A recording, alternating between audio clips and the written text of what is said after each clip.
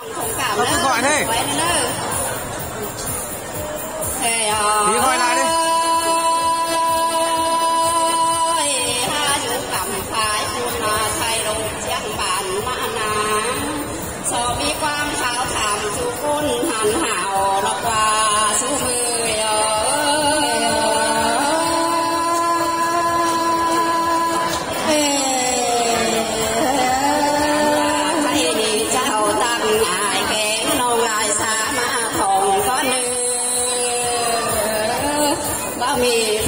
sang chú chớ nhang xiềng đọc quá sung bia là nòng bé bé bơi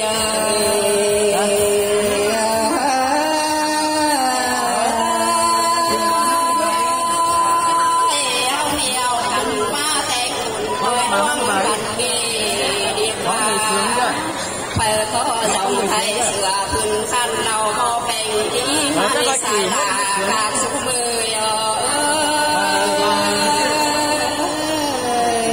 đi phòng sang kia đi con sang đi mà làm tang văn văn cả gian năm hiền về lại bà thế ni cài tông na văn cam theo chân phương sum mà để số mười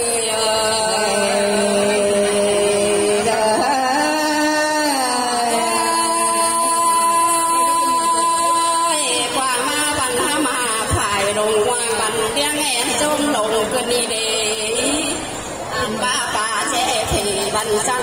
theo dòng cái lo xuống mười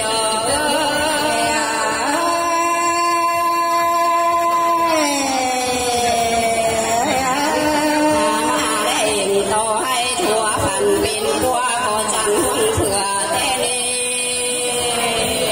phải con lúa trời chế phê cạn con ăn mà hiên thầu đi lại nặng việc đâu có chẳng xa mát thế đi sai là hoa có đi người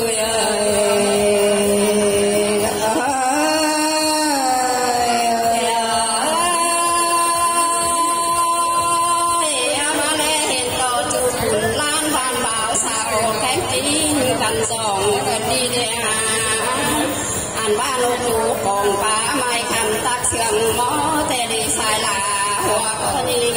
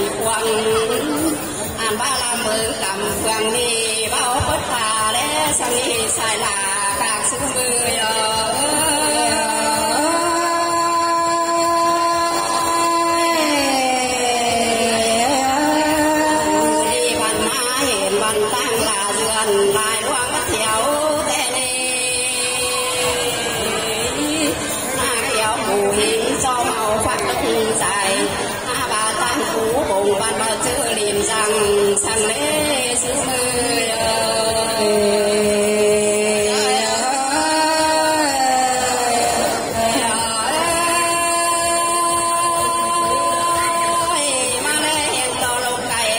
sam han la văn du con say